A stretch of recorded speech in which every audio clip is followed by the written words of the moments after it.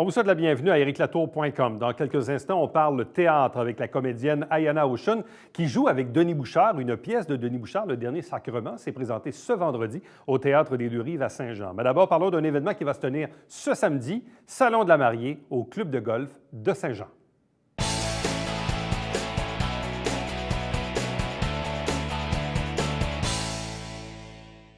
Dans quelques jours à peine, ce samedi 2 mars, au Club de golf de Saint-Jean, de 10h à 16h, c'est le Salon de la mariée. Avez-vous pour projet de vous marier? Est-ce qu'il y a des gens dans votre entourage également qui ont pour projet de se marier? Donc, c'est peut-être le moment de commencer à y penser. Ce sont des choses qui se planifient également à l'avance. Bref, on en discute avec Martin Dupont, qui est directeur de la restauration et maître d'hôtel au Club de golf de Saint-Jean. Bonsoir et bienvenue. Bonsoir. Donc, d'où vient l'idée de tenir un Salon de la mariée au Club de golf Saint-Jean? La première idée est évidemment de faire connaître le Club de golf Saint-Jean qui veut se rendre de plus en plus impliqué dans la communauté de Saint-Jean, dans le quartier Saint-Eugène, du centre-ville. On a une des plus belles salles, un des plus beaux sites de Saint-Jean, que ce soit pour des mariages, tout événement de toutes sortes, avec un stationnement, un grand stationnement. On est près de la ville, on est près des hôtels. Donc, moi, l'idée était de faire venir les gens à une journée rencontre où tous les fournisseurs vont y être, c'est-à-dire on va avoir une décoratrice qui vend aussi qui fait des robes de mariée, qui confectionne des robes de mariée sur mesure, qui est robe de mariée Marie-Lie. On va avoir des DJ, on va avoir des animateurs, on va avoir même l'agent de voyage qui va être là pour du début à la fin. Il manque juste l'avocat pour le divorce, en fait. Ça, c'est un autre domaine. C'était pas dans les options. C'est pas dans les options du début. Quoi qu'il pourrait peut-être conseiller pour la paperasse du mariage. Mais, en fait, pour la paperasse du mariage, on va avoir les célébrants qui vont être là aussi. Vous pourrez rencontrer tout le monde. C'est des choses qu'on planifie à l'avance. Et un mariage, vraiment, on va parler du 12 à 18, 24 mois à l'avance. Fait que c'est sûr que les gens qui vont venir cette année, les dames qui ont reçu ou les hommes qui ont reçu une demande en mariage à Saint-Valentin, mais c'est le temps de venir le planifier.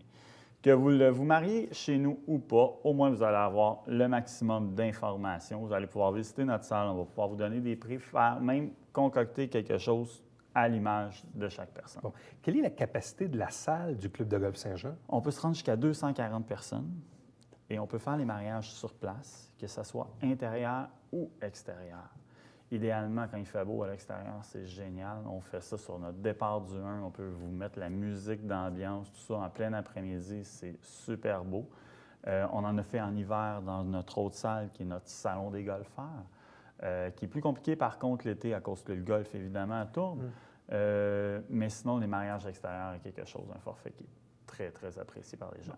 Généralement, les gens se marient à quelle période de l'année? Je comprends que souvent, ce qui est très sympathique, c'est l'été ou tard au printemps, tôt à l'automne.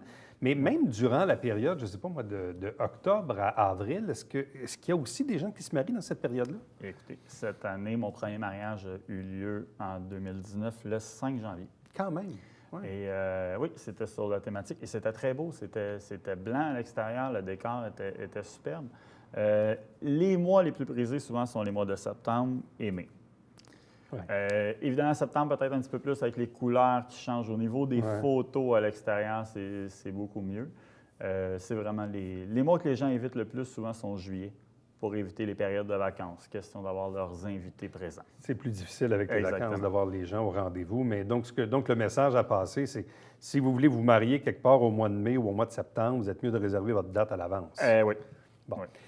Là, le salon, donc, c'est ce samedi de 10h à 16h. On a énuméré un peu les quelques spécialités qui vont être là. Donc, ça peut prendre combien de temps visiter le salon? Disons qu'on arrive là à 10h le matin, on s'installe, on fait le tour un peu. Ça peut ressembler à quoi? C'est 1 heure de votre temps environ. En 1 heure de votre temps, vous allez avoir un maximum d'informations. Vous allez recueillir des cartes d'affaires. Vous allez parler avec certains gens et des gens de grande qualité. Exemple, le photographe avec qui je fais affaire, c'est Rémi Boilly. Donc, quelqu'un d'excessivement connu à Saint-Jean qui va être présent samedi. C'est sûr que Rémi va vous montrer les photos, va vous montrer un petit peu ce qu'il peut faire samedi, ensuite prendre des rendez-vous. Mais ça nous fait une prise de contact avec tout le monde la même journée. Côté DJ?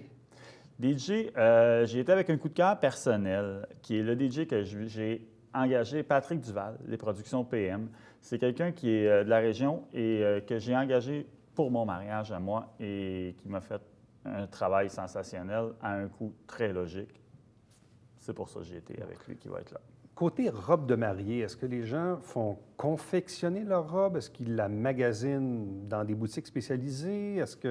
Qu'est-ce qu'on a? Parce que je sais que les dames accordent beaucoup d'importance à la fameuse robe en question. Oui. Côté robe de mariée, je vous conseille mon ami Marie-Lie, qui a sa boutique ici à Iberville, juste en face du restaurant Les Glaces, sur rendez-vous seulement, fait des robes de mariée confectionnées sur mesure pour moins cher que ce que vous allez payer dans une boutique au centre-ville de Montréal. Ça va être vraiment au goût. Moi, ce que je dis à mes clientes, allez magasiner, prenez des photos, pensez à ce que vous voulez, mais la confection sur mesure n'est pas si dispendieuse. Oui, parce que souvent, les gens, parfois, ont le réflexe de dire on va aller à la Plaza Saint-Hubert, aller voir quelques boutiques de ce côté-là, mais de ce que je comprends, c'est que localement, on peut avoir quelque chose d'équivalent à moindre prix. C'est Oui. ça? Et c'est aussi bien d'être local. Bon. Soyons local. Côté décoration, fleurs ou je ne sais trop, qu'est-ce que les gens recherchent comme ambiance? Au niveau des ambiances, on parle de vraiment quelque chose de personnel. Il n'y a pas un mariage qui est pareil. Présentement, la mode est au minimaliste, un petit peu bois. On voit beaucoup de décorations que les gens partent avec leur chaîne, ça, comme on dit, puis elles dans le bois, ils coupent un arbre, ils se coupent des tranches, c'est le centre de table. Mais chaque personne, il va vraiment avec son feeling. Et c'est ce que je recommande. Un mariage, c'est votre journée. C'est vous les patrons. C'est vous qui décidez. Vous en décorez, vous faites ce que vous voulez. Est-ce qu'il y a aussi un retour un peu vers le mariage? Parce qu'on sait qu'il y a eu une certaine époque, celle peut-être de nos parents ou de nos grands-parents, où évidemment, ça se faisait à l'Église. Après ça, ça a commencé à se faire un peu dans les palais de justice. Mais en même temps, sans rien enlever au palais de justice, c'est peut-être pas l'endroit le plus sexy pour se marier nécessairement. Là, maintenant, les gens essaient de trouver d'autres genres d'endroits pour se marier. Exactement. Les gens vont se marier et ils vont vouloir une thématique de mariage qui leur ressemble, souvent un célébrant qui les ressemble, ça peut être un parent, un ami, ou ça peut être un célébrant tout simplement d'une compagnie, d'une firme, quelqu'un qui fait ça comme métier, mais avec qui vous allez pouvoir parler, qui, si vous n'êtes pas religieux, pratiquant, vous ne voulez pas un mariage à l'Église, vous engagez votre célébrant, vous prenez quelqu'un de votre famille, vous faites quelque chose de personnalisé avec ça. Et c'est ce qui fait que les mariages reviennent à la mode. C'est le mariage champêtre, le mariage vraiment personnalisé qui n'est pas la même musique des gens qui rentrent à l'église, qui ressortent. Ah ouais. C'est beau, c'est génial. Ceux à qui ça fait le bonheur, c'est génial, mais ça permet d'ouvrir à plus de gens. Bon, côté célébrant, dans certains cas, les gens vont se trouver dans leur entourage immédiat quelqu'un qui peut faire ça. Dans d'autres cas, c'est pas possible. Ou des fois, on est trop gêné pour le demander, ou on se dit, j'ai peut-être pas des gens dans mon entourage qui nécessairement ont la parole facile, ou bref, on ne les voit pas faire ça. Donc, les gens peuvent faire affaire avec des gens qui font ça dans la vie, qui sont des célébrants professionnels. Il y a des célébrants professionnels, il y a des célébrants occasionnels. Les tarifs sont sensiblement les mêmes qu'une église, même souvent un petit peu moins dispendieux. Et c'est de magasiner son célébrant, comme on magasine sa salle, comme on magasine son traiteur. C'est de prendre quelqu'un ou son DJ, quelqu'un avec qui on va avoir une connexion. C'est la journée la plus importante de votre vie, de votre union de vie de couple. C'est l'important que la personne qui va officier ce mariage-là, vous ayez une bonne connexion avec elle. Bon, souvent, un mariage, évidemment, c'est de recevoir ses invités, recevoir ses convives. Bon, à une époque un peu plus lointaine, c'était le père de la mariée qui payait les frais. Heureusement, c'est plus ça aujourd'hui. C'est un peu inégal et injuste dans certains cas. Mais là, aujourd'hui, comment ça marche? Qui paie la note? Ou même, à la limite, est-ce que les invités défraient le coût? Ou est-ce qu'au lieu d'envoyer des cadeaux, on aide aux mariés à payer les notes de réception? Bref, c'est quoi le modus operandi aujourd'hui?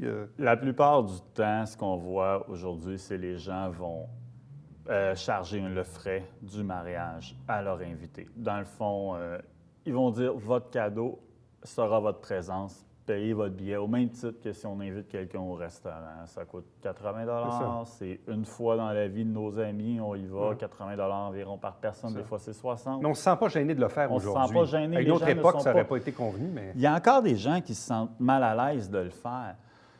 Et bien, c'est leur choix. S'ils veulent payer, c'est vraiment, comme je disais, quelque chose de personnel, une journée qui est personnelle, mais on se tend de plus en plus à ce que les invités paient une partie de la note. Bon, et dans une année, chez vous, au Club de golf Saint-Jean, est-ce qu'on célèbre beaucoup de mariages? De plus en plus. On prévoit en célébrer une quinzaine cette année. Puis comme on sait, c'est seulement que les samedis. Majoritairement, on en célèbre que l'été. La période d'été est quand même assez courte, mais on s'entend à une quinzaine de mariages cette année. Mais il y a une capacité d'en faire davantage si on veut. Il y a une capacité d'en faire davantage. Il y a encore des très belles dates de disponibles pour cette année. Il y a encore des très belles dates pour 2020. On commence présentement à voir pour du 2021. Fait que c'est sûr que, comme je dis, c'est des choses à prévoir à l'avance, mais il y a encore des excellentes dates. Mais ça prend aussi, comme vous l'avez dit tantôt, c'était quoi? C'était un minimum de 6 mois d'organisation, là. Parce qu'entre le moment où on décide de se marier, qu'on choisit la date, la salle, le célébrant, puis tout le kit au complet, ça prend un minimum de 6 mois, pas bien. Un minimum de 6 et même 12 mois. Même 12. 12 mois est beaucoup mieux. J'ai vu des mariages se faire plus rapidement pour des questions de santé, pour des choses comme ça. Puis vous savez, même si on le prend 12 mois, 18 mois, 24 mois, les 2 jours avant votre mariage, si vous êtes stressé, c'est normal? C'est normal. Okay. C'est normal. Habituellement, c'est une blague que je fais à tous mes clients. La mariée, il n'y a rien qui fonctionne. Ouais.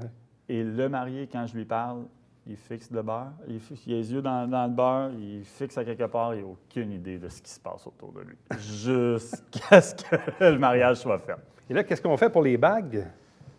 Les bagues, on a la joaillerie Langevin qui va être là pour nous conseiller là-dessus. Jean, qui est un actionnaire du club de golf aussi, qui va être présent. Bon. Alors donc, Salon de la mariée, c'est ce samedi, donc dans quelques jours à peine, 2 mars, 10h à 16h au Club de golf de Saint-Jean.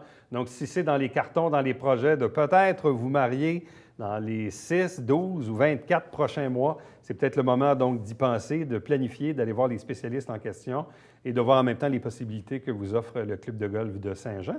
Souvent, on parle souvent de l'avenir des golfs, mais visiblement, depuis quelques années, le Club de golf Saint-Jean s'en tire assez bien. Avec son ouverture au public et tout ça, puis même chose pour la salle de réception aussi. Oui, il y a une belle renaissance qui se fait. Beaucoup de travail qui a été mis par l'équipe en place. Et oui, on a une très belle saison overall, comme on peut dire, qui s'en vient. Et les prochaines années s'annoncent très bien. Martin Dupont, merci beaucoup. Merci à vous. Restez avec nous puisqu'au retour, on vous parle du Dernier Sacrement. C'est une pièce de théâtre de Denis Bouchard qui va être présentée ce vendredi 1er mars à 20h au Théâtre des Deux-Rives à Saint-Jean-sur-Richelieu.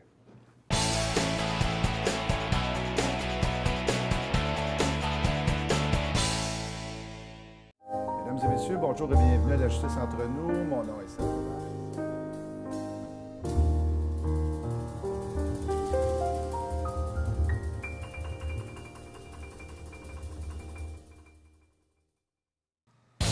Salut, ici Alexandre Baudouin. Et François Trépanier. François, cette semaine à Sport Express, on parle de déclenquer. Sébastien Godette, Pascal Beggs et JF Diorios au téléphone. Voilà. On voulait s'entretenir aussi avec Robert Kraft, mais il s'est fait arrêter, François. Manquez pas ça.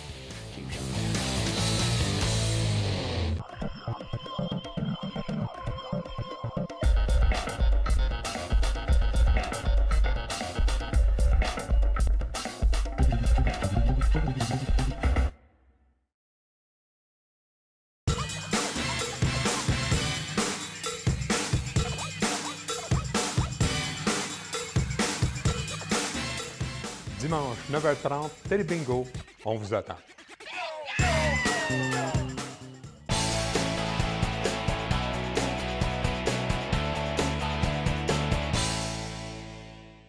Parlons théâtre, puisque ce vendredi, 1er mars, à 20h, au Théâtre des Deux-Rives à Saint-Jean-sur-Richelieu, sera présentée la pièce Le Dernier Sacrement, une pièce de Denis Bouchard. Et d'ailleurs, il y a 3 comédiens sur cette pièce, Denis Bouchard lui-même, Sophia Blondin et notre invitée, Ayana Oshun. Bonsoir et bienvenue. Bonsoir.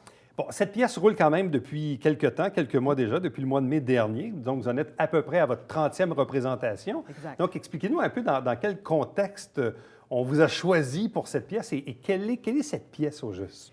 Bien, vous savez, on dit que les gens qui ont la foi meurent plus en paix. Si c'est vrai, notre personnage principal, joué par Denis Bouchard, y est fait. Parce que lui, il ne croit pas. C'est un ancien professeur de sciences politiques. Il a toujours vécu sa vie de manière agnostique. Et là, il est aux soins palliatifs. Je joue le rôle de son infirmière, Jenna, et il se pose plein de questions sur la vie, sur la mort, sur la spiritualité. Lui est agnostique. Moi, je suis croyante. Donc, ça donne lieu à des conversations extrêmement intenses, mais surtout extrêmement drôles, parce qu'en fait, c'est une tragico-comédie. Donc, les gens passent une belle soirée, s'amusent beaucoup, puis on est vraiment témoin de l'échange entre cet homme et cette femme. Bon. Quel est le personnage joué par Sophia Blondin?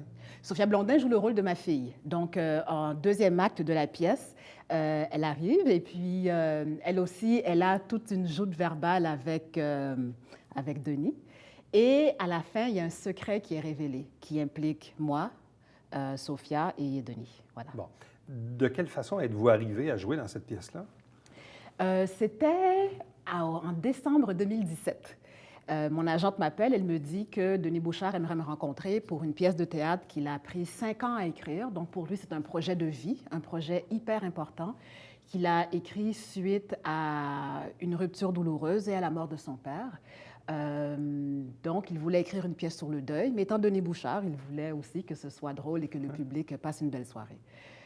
Donc, j'ai passé l'audition avec lui. Il m'a expliqué dans quel contexte serait fait la pièce, parce qu'au départ, la pièce a été présentée au CHUM. Donc, on jouait dans une chambre d'hôpital. Et il y avait 60 personnes. Et c'était dans le cadre d'une levée de fonds pour le CHUM. Donc, j'ai dit OK. Il m'a donné le texte. On a fait la lecture. Et puis, même au moment où il m'expliquait de quoi la pièce s'agissait et la raison pour laquelle il voulait le faire, j'ai tout de suite eu envie de jouer avec lui. Et quand le lendemain, il m'a appelé pour me dire que j'avais eu le rôle, j'ai sauté de joie. Est-ce qu'il vous a expliqué pourquoi il vous avait choisi? Est-ce qu'il m'a expliqué pourquoi? Bon, c'est sûr que comme comédienne, on passe plusieurs auditions et la plupart des auditions sont des refus. Donc, quand il m'a dit que j'avais été choisie, j'ai supposé c'est parce que j'étais la meilleure dans ce qu'il recherchait, lui. Ce qu'il m'a dit qu'il a apprécié, parce que je suis quand même un peu plus jeune que le rôle. Pour le rôle, je mets des cheveux blancs, des lunettes et tout ça. Il m'a dit qu'il a aimé le fait que je comprenne vraiment le personnage. Il a aimé ma sensibilité. Il a aimé le fait que je connais de quoi il parle en termes de spiritualité, en termes de différents voyages qu'il avait faits. Il a aimé notre connexion qu'on avait. Puis, il m'a aussi dit plus tard qu'il a aimé le fait que je ne suis pas seulement une actrice, c'est que je fais autre chose aussi. Je suis aussi réalisatrice, je monte des projets et tout ça. Donc, lui, parce qu'il montait ce projet-là de manière autodidacte, il savait que je comprendrais dans quel game il s'embarquait. Donc, il appréciait le fait que, comme lui, j'avais un côté entrepreneurial. OK. Donc, avoir un regard qui vient un peu bonifier le rôle de l'acteur en tant que tel. Donc, c'est ça qu'il appréciait. Oui, bon. Là, comme je le disais en introduction tantôt, vous en avez à peu près une trentaine de joués jusqu'ici. Oui. Comment ça se passe? Quel est le plaisir que vous éprouvez soir après soir à faire cette pièce? C'est magnifique. La pièce dure à peu près 1h30 avec un entracte. Et après la pièce, on a une discussion avec le public.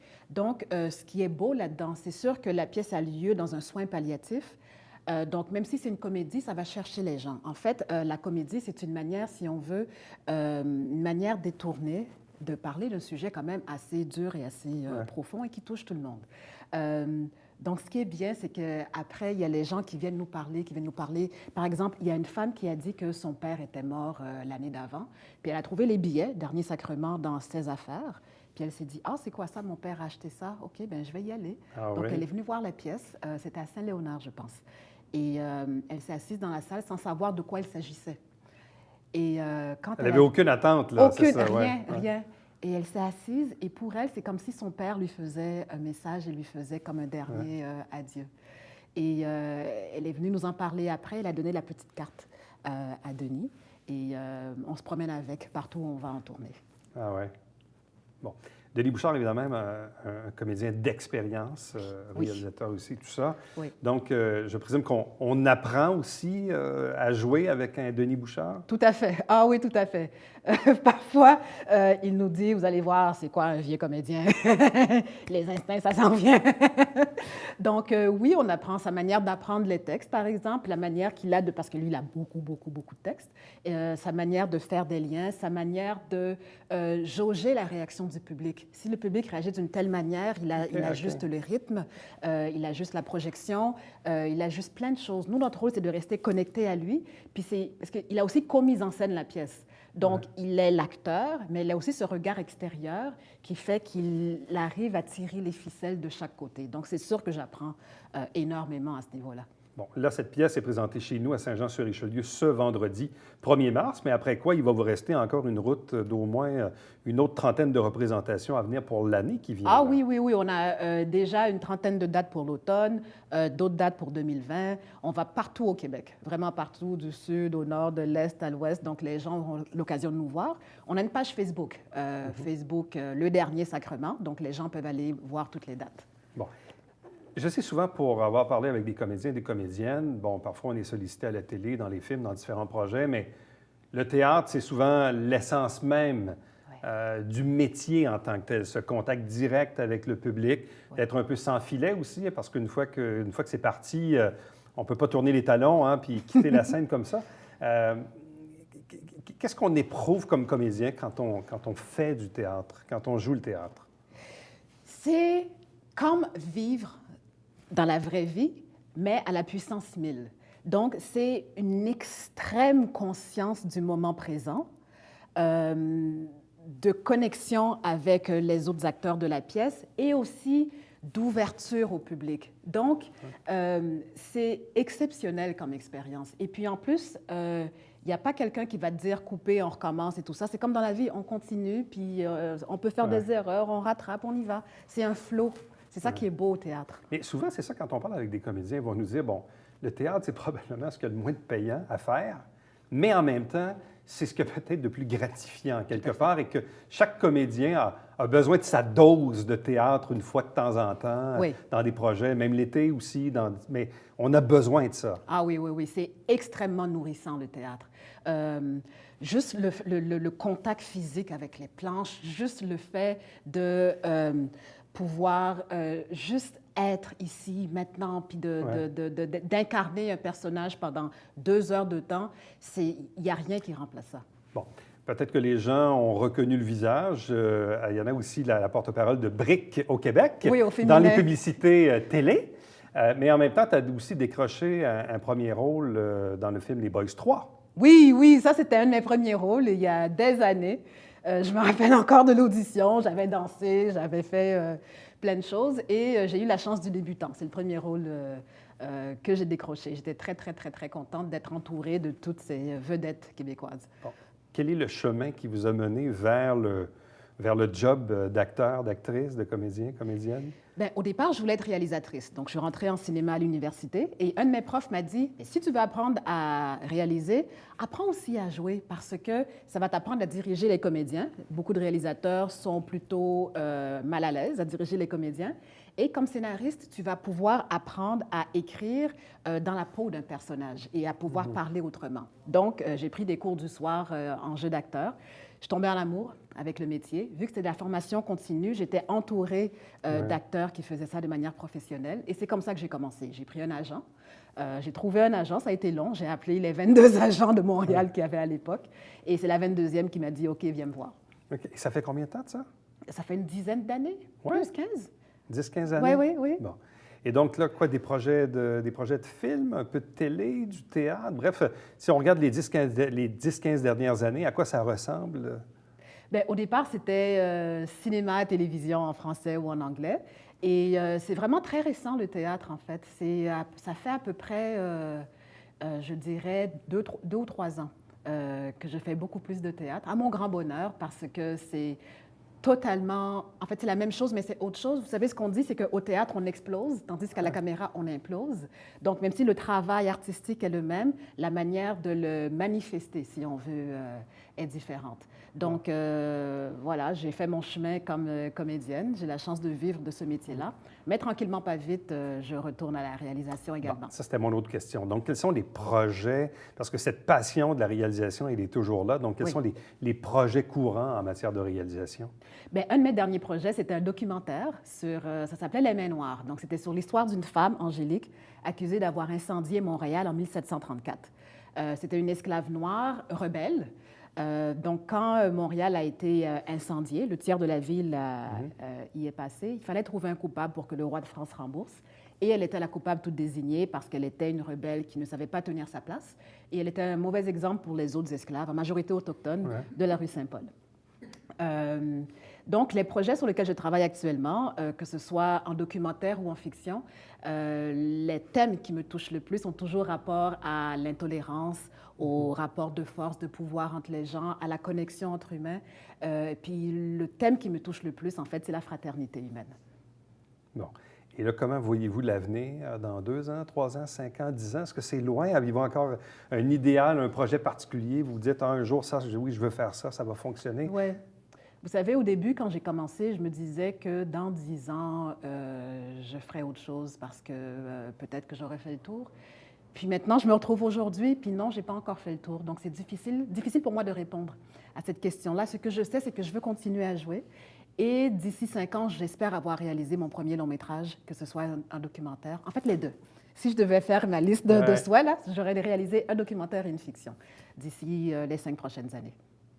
Ayana Ouchoune, merci beaucoup. Donc, Merci. on invite les gens, parce que c'est quand même rapide, là, c'est ce vendredi, 1er mars, au Théâtre des Deux-Rives, à 20h, à Saint-Jean-sur-Richelieu. Donc, présentation de la pièce Le Dernier Sacrement avec Denis Bouchard et bien sûr Ayana Ouchoune et aussi Sophia Blondin. Donc, un gros merci. Félicitations, puis bonne chance pour la suite. Merci, Éric. Merci. Restez avec nous, puisqu'au retour, on vous présente le Babillard quotidien.